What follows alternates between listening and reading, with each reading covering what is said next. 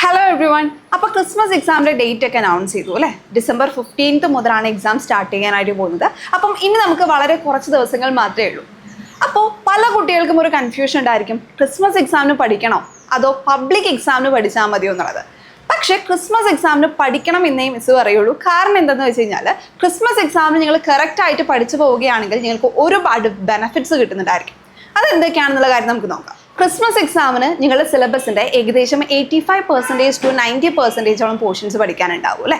So ഇതൊക്കെ നിങ്ങൾ കറക്റ്റായിട്ട് തന്നെ ഫോളോ ചെയ്ത് അല്ലെങ്കിൽ കവർ ചെയ്തിട്ടാണ് എക്സാമിന് പോകുന്നതെങ്കിൽ നിങ്ങൾ എത്ര നന്നായിട്ടാണ് പ്രിപ്പയർ ചെയ്തിട്ടുള്ളത്. അതായത് ഇപ്പോൾ പബ്ലിക് എക്സാമിനാണ് നിങ്ങൾ ഫസ്റ്റ് ടൈം ഇതുപോലെ സിലബസ് കവർ ചെയ്ത് പോകുന്നത്, എന്നിട്ട് എക്സാം എഴുതി പക്ഷെ നിങ്ങൾക്ക് വിചാരിച്ച പോലെ പെർഫോം ചെയ്യാനായിട്ട് പറ്റിയില്ലെങ്കിൽ എന്താണ്, നമുക്ക് അവിടെ വേറൊരു ഓപ്ഷൻ ഇല്ല അല്ലേ? എന്നാൽ ഈ ക്രിസ്മസ് എക്സാമിന് നിങ്ങൾ ജസ്റ്റ് നിങ്ങളുടെ മാക്സിമം കൊടുത്തിട്ട് എന്ത് ചെയ്യുക, പ്രിപ്പയർ ചെയ്യുക. എന്നിട്ട് എക്സാം നല്ലപോലെ എഴുതുകയാണെങ്കിൽ എവിടെയാണ് നിങ്ങൾക്ക് വീക്ക്നെസ് വന്നിട്ടുള്ളത് അല്ലെങ്കിൽ എവിടെയൊക്കെയാണ് നിങ്ങളുടെ പ്രോബ്ലംസ് എന്നുള്ള കാര്യം മനസ്സിലാക്കാനായിട്ട് പറ്റും. ഇനി എക്സാമിൽ വളരെ ഇമ്പോർട്ടൻ്റ് ആയിട്ടുള്ള ഒരു കാര്യമാണ് ടൈം മാനേജ്മെന്റ് അല്ലേ? നിങ്ങൾ ഒന്നും പഠിക്കാതെയാണ് എഴുതുന്നതെങ്കിൽ എന്താ, ആൻസർ ഷീറ്റിൽ ഒന്നും ഉണ്ടാവില്ല. അതായത് അവിടെ ടൈം മാനേജ്മെന്റിന് യാതൊരു തരത്തിലുള്ള ഇമ്പോർട്ടൻസും ഇല്ല.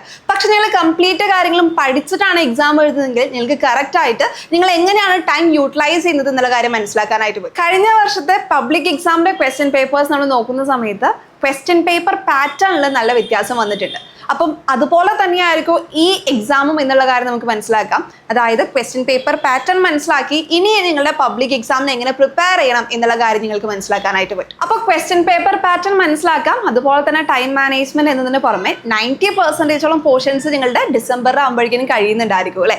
അപ്പോൾ ബാക്കിയുള്ള പോർഷൻസ് നിങ്ങൾക്ക് ഫസ്റ്റ് ടൈം പഠിക്കാനും അതുപോലെ തന്നെ പഠിച്ചിട്ടുള്ള കാര്യങ്ങൾ പബ്ലിക് എക്സാം ആകുമ്പോഴേക്കും നന്നായിട്ട് തന്നെ റിവൈസ് ചെയ്യാനുള്ള സമയം നിങ്ങൾക്ക് കിട്ടുന്നുണ്ടായിരിക്കും. അതുകൊണ്ട് തന്നെ എന്താണ്, നിങ്ങൾക്ക് വേറെ ലെവൽ ഓഫ് കോൺഫിഡൻസ് ആയിരിക്കും പബ്ലിക് എക്സാമിന് കിട്ടുന്നുണ്ടായിരിക്കും. അപ്പോൾ ക്രിസ്മസ് എക്സാമിനെ അത്ര നിസ്സാരക്കാരനായിട്ട് കാണണ്ട, എല്ലാവരും നന്നായിട്ട് പഠിക്കുക. വളരെ കുറച്ച് ദിവസങ്ങൾ മാത്രമേ ഉള്ളൂ.